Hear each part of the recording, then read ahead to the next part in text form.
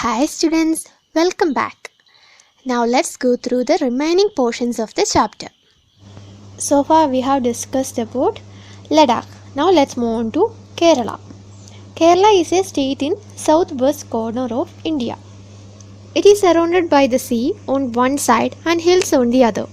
A number of spices like pepper, cloves and cardamom are grown on the hills. It is spices that made this region an attractive place for traders. Jewish and Arab traders were the first to come here.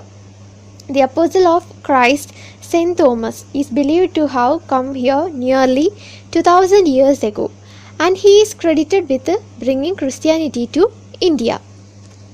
So Kerala is a state in the southwest corner of India. It is surrounded by sea and hills, and it is also very famous for the spices like pepper, cloves, cardamoms, etc. that grows on the hills. This is because of the spices many traders were attracted to this region, both the Jewish and Arab traders. Similarly, Christianity has also brought to India through Kerala by Saint Thomas. Okay. Many Arab traders also came and settled down here. Ibn Battuta, who travelled here a little less than 700 years ago, wrote a travelogue in which he describes the lives of Muslims and says that they were a highly respected community.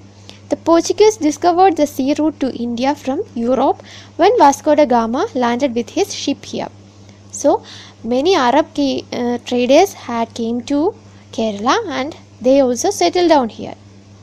Similarly, Ibn Battuta, he was a traveller, and in his travelogue he has described about the life of Muslims in Kerala. They were a highly respected community. Similarly, the Portuguese people who discovered the route to India through Kerala, as Vasco da Gama, he landed his ship on the coast of Calicut. Okay, he first discovered Calicut, then he landed over there. In such a way, the sea route to India was discovered by Portuguese people. Because of all these various historical influences, people in Kerala practice different religions such as Judaism, Islam, Christianity, Hinduism and Buddhism. As we know that in the form of traders also many people has landed on Kerala. So there are different religions in this place such as the Jews, Islam, Christian, Hindu, Buddhist. All these religions are present in Kerala.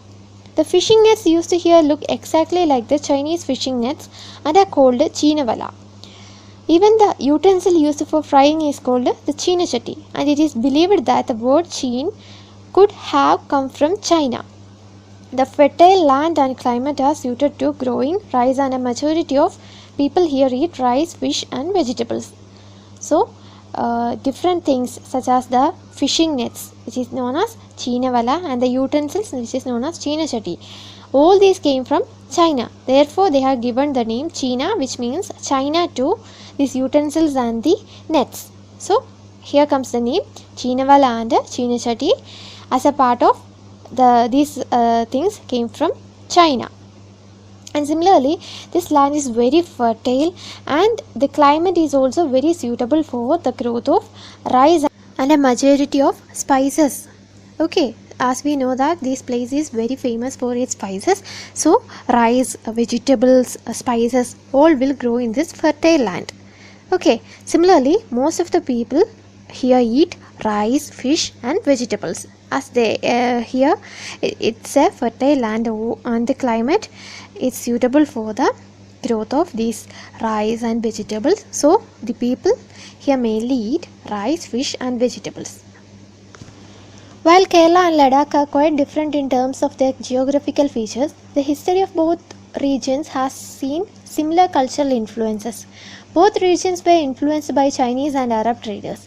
It was the geography of Kerala which allowed for the cultivation of spices, and the special geographical location of Ladakh and its wool that drew traders to their regions. Thus, history and geography are often tied in cultural life of a region. So, here we have seen the life of people in Ladakh and as well as in Kerala. Both these lands are geographically different, but they have some similarities in their history. So these regions were influenced by Chinese and Arab traders, both these regions. And it was the geography of Kerala which allowed it for the cultivation of spices, rice, vegetables, etc. Similarly, the geographical location of Ladakh allowed the traders to come into the region and collect the pashmina wool from there. So we can conclude that both history and geography is associated with the cultural life of a region. The influence of diverse cultures is not merely a thing of the past. Our present lives are all about moving from place to place for work, and with each move, our cultural traditions and the way of life slowly become part of the new place we are in. Similarly, in our own neighborhoods, we live close to people from several communities. Our daily lives are about the ways in which we do things together and hear stories about each other's lives, customs and traditions. So as people moved from place to place in search of work, their cultural traditions and the way of life also has been changed. It has been changed according to the place to which they has been adapted. Unity in diversity. India's diversity has always been recognized as a source of its strength.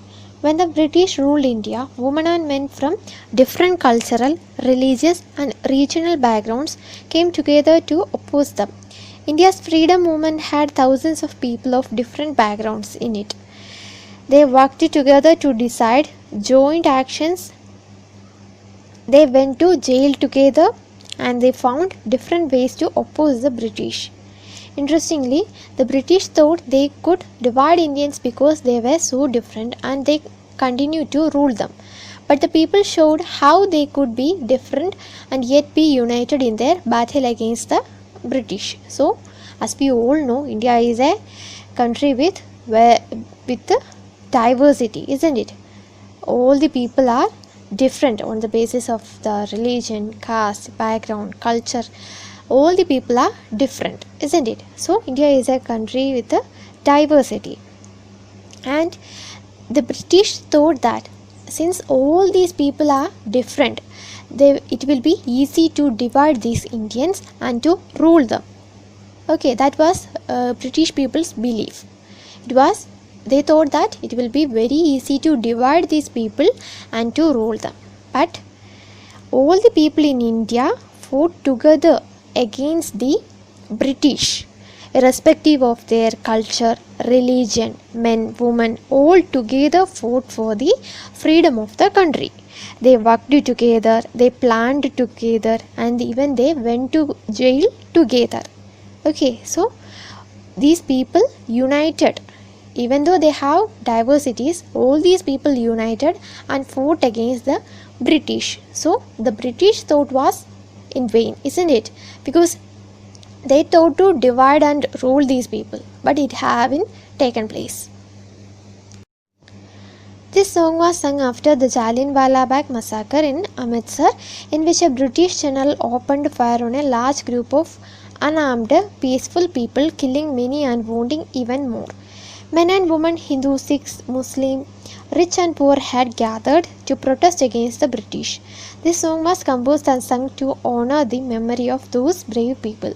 So we all know the tragedy what happened in Jallianwala Bagh, isn't it? The Jallianwala Bagh massacre. Many people, irrespective of the caste and religion, they have been crowded in this Jallianwala Bagh, and without any announcement, the British general has opened the fire on these people, and many have killed and many have been wounded, isn't it? So the above song is composed in memory of all the brave people who fought in Jallianwala Bagh. Songs and symbols that emerged during the freedom struggle serve as a constant reminder of our country's rich tradition of respect for diversity. Do you know the story of the Indian flag? It was used as a symbol of protest against the British by people everywhere. So during the time of freedom fight, many songs and symbols has been developed to remind the rich tradition of respect for the diversity, isn't it? So many songs and symbols has been developed during the freedom struggle. In this book, The Discovery of India, Jawaharlal Nehru says that Indian unity is not something imposed from the outside, but rather it was something deeper and within its fold. The widest tolerance of belief and custom was practiced, and every variety acknowledged and even encouraged. It was Nehru who coined the phrase unity in diversity to describe the country as people with diversity. We know that India is a diverse country, and as people with diversity fought together against the British and won the battle, Nehru coined the phrase unity in diversity. So, such a country with diversity, all the people has shown their unity, irrespective of the religion, caste, culture, background, all fought together against the British, isn't it? That's why Nehru has coined the term unity in diversity. So students, we will discuss the remaining portion of the chapter in next video. All of you subscribe to the channel and press the bell icon so that you will get the notification of next video. See you soon. Thank you.